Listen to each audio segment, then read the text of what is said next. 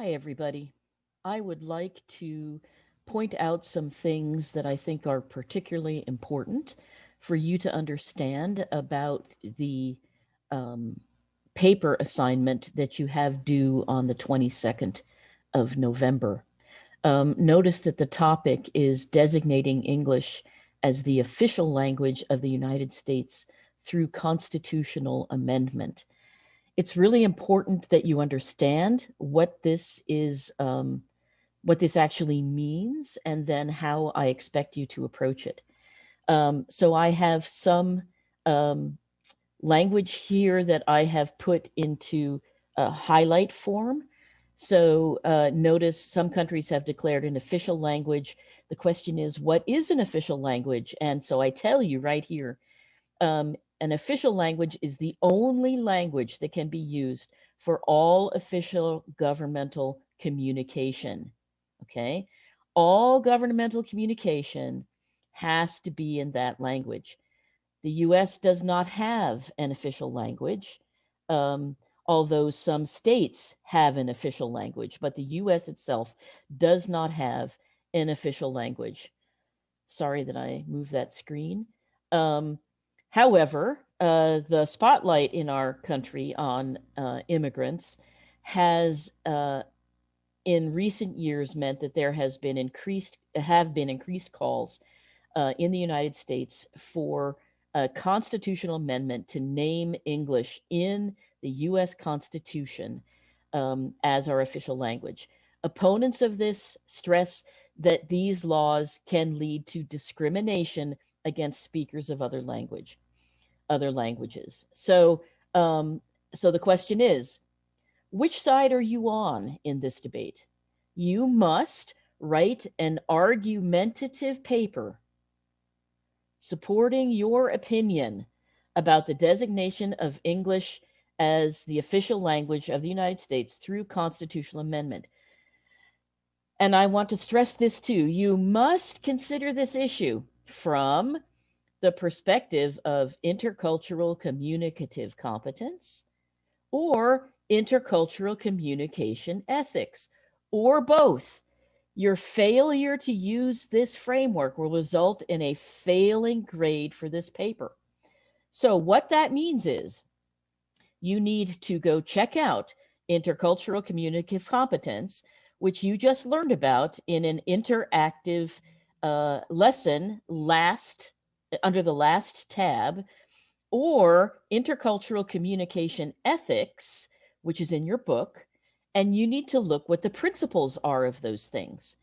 Choose a couple of the principles and talk about how your choice matches those principles or not, right? So you really need to go from the framework to describing your reasoning, okay? Failure to use this framework will result in a failing grade on this paper. It doesn't matter how wonderfully you write the paper, unless you have an argumentative paper supporting your opinion and using one of these frameworks, using what we have learned in this class, then the paper will not pass. Okay. This is an application of what we've learned in this class to an actual topic that is of relevance today. So, how to write a successful paper on this topic? Do not simply argue that the US is a melting pot. You want to apply what we have learned about the issue, okay? So, remember, you have to use the framework. Take a stand on whether or not you support a constitutional amendment. Your thesis paragraph should be argumentative. So we should be able to know from the beginning of the paper what decision you have made about supporting or not supporting the idea of a constitutional amendment. So, in other words, what you don't want to write is this here. There could be many advantages and disadvantages in designating English as the official language of the United States. Yes, I know that. That's not what I'm asking. What I'm asking is, do you support or not making English the official language of the United States by constitutional amendment. So you should indicate your position on the use of only English for all governmental communication in the United States. Okay? The rest of the essay provides support. The conclusion, rather than simply summarizing your argument, should be the final step in driving home the point. By this, I don't mean you need to bring in new information at the end, but I want a conclusion that is more than saying, as I have shown in this paper, point 1, point 2, point 3, I don't support it or I do support it. So give me some more oomph to the end of the paper. In formatting your response to the idea of a constitutional amendment, you should consider material that we have covered in this class. Below are the materials as well as their bibliographic information. This information has not been formatted for you. Here is information that you could use, but you need to format it for your bibliography, okay? So I'm not going to read through all of those, but you'll find all these things on the Moodle page. As it says here, you will not need to find more scholarly sources for your argument, in addition to what we've done in this class. However, if you decide that you want to find stuff, it needs to be scholarly rather than something that you find in popular media, and it needs to be published since the year 2000. That's because the discussion of official languages has changed in the last 20 years. A successful paper follows these guidelines. Use intercultural communicative competence, which you learned about in an interactive lesson under the last tab, or intercultural communication ethics, which you learned about in your book, to frame your paper. Use facts, paraphrases, and quotations and from your sources, and you want to discuss them in relationship to your position. Be sure to include in-text citations for all paraphrases and quotations in order to avoid plagiarism. This is a formal paper. Pay particular attention to the accuracy and completeness of your reference or works cited page. I will be looking at those to make sure that you have properly cited. And if you use a term that has special meaning in context of our class, you must give a definition of this term. Now I've gone and highlighted all of that, but it doesn't matter. You must give a definition of the term. And it needs to be the kind of definition that we would use in this class. So if you were to talk about, let us say, racism or ethnocentrism or stereotypes, for example, you couldn't just use the kind of definition that you would use at a party with friends. You also cannot use a dictionary definition. You need to find a definition from our book that tells us what you think that term means. And you can cite that definition from the book, okay?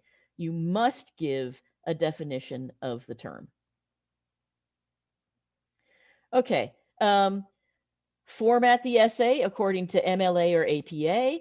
It should be about 4 pages long, which doesn't mean 3 pages and 2 lines. It means 4 pages, maybe a little longer, but not much. And do not count your reference or works cited page as part of this number, okay? Please look for the formatting requirements here. Times New Roman font, 12-point, 1-inch margins, Word or Word compatible format. Please do not upload a PDF. That is because I am going to use the review tools in Word in order to give you comments back on this paper. And Moodle will not accept a PDF format. You should make sure you have page numbers also. And again, about 4 pages long, not including the reference page. On the next page, you can see the rubric. And as I would like to point out, in 50% of the grade is from the framework and support. So again, paying attention to intercultural communicative competence, which you learned about in the last tab's interactive lesson, or intercultural ethics, is going to get you a long way to getting a passing grade on this paper. So you will want to look at the rest of this rubric closely to make sure that you have the best chance of getting full points for this paper. I am happy to talk with you about how to frame this paper if you need help. I do have office hours. Remember my office hours. I am at my phone in the evenings, ready to open Zoom. I just am not sitting there in front of the Zoom camera. So just text me, ask me sometime between 8 and 9 if I could turn on Zoom, and I'll be happy to do so, and I can help you with your paper. So good luck with your paper. Do not write a complete draft of this paper this weekend, because some of the things that we'll be doing next week are going to impact what you might write in your paper. So please wait until we get to next week before you write a full draft. All right, great. Thank you so much. And we'll be talking to you soon. Bye.